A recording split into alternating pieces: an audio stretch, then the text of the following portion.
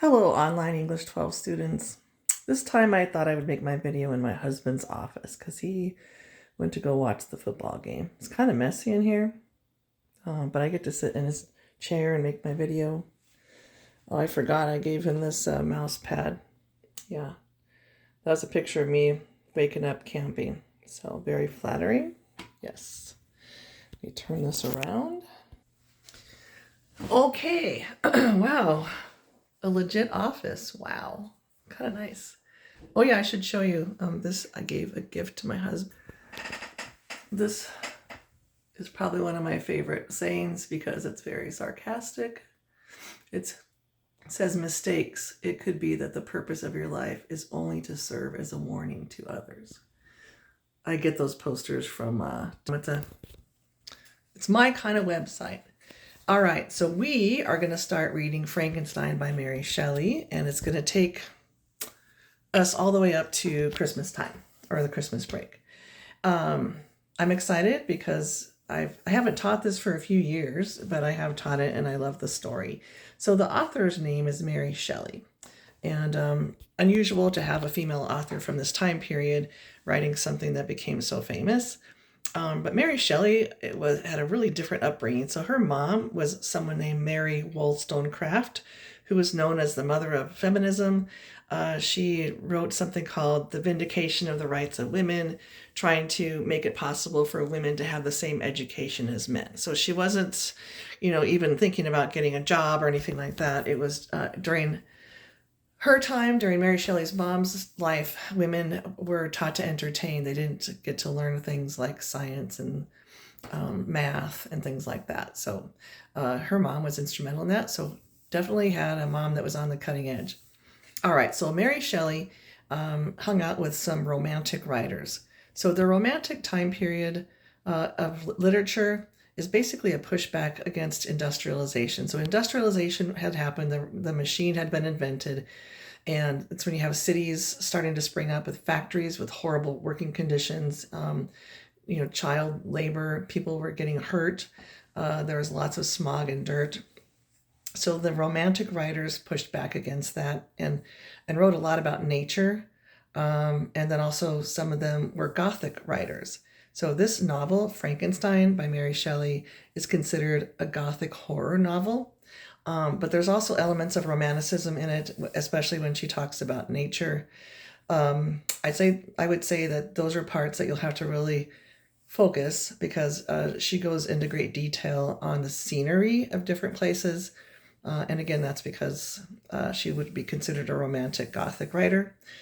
Okay, the other thing about her is she hung out with some really cool cats. They were all like romantic in their philosophy.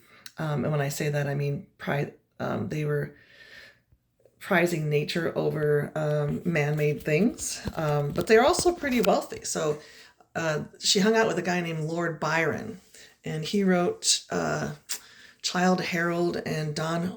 It's actually pronounced Don Juan, but Don Juan.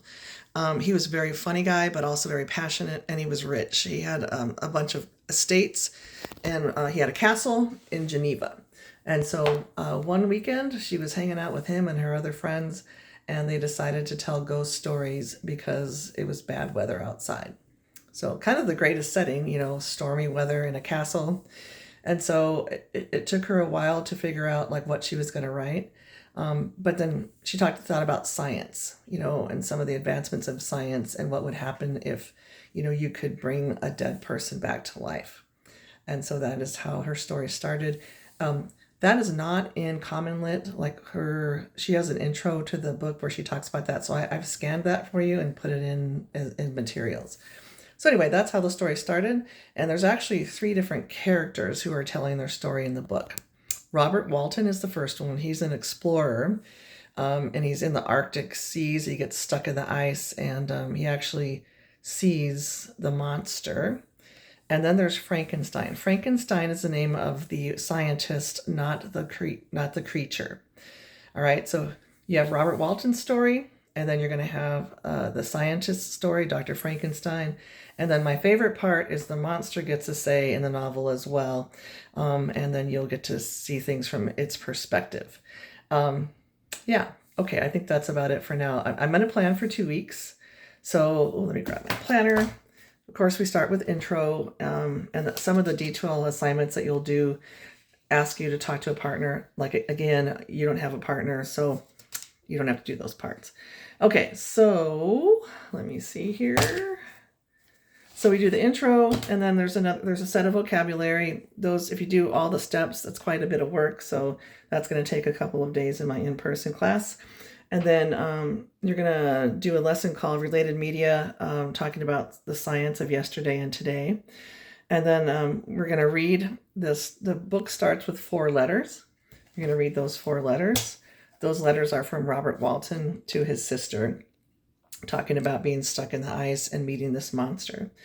And then next week, Monday's an in-service for in-person kids, but we'll tackle chapters 1 through 3 and 4 and 5. So by the time the 2 weeks is up, which would be November 14th, you should have read the letters and chapters 1 through 5. And then there's something called Ambition Bird that I'm going to be assigning you through detail that I haven't really looked at yet. So again, you're going to be reading Frankenstein letters and then chapters 1 through 5 and doing the work that goes with it. Let me know if you have any questions. I hope you enjoy the story. Bye.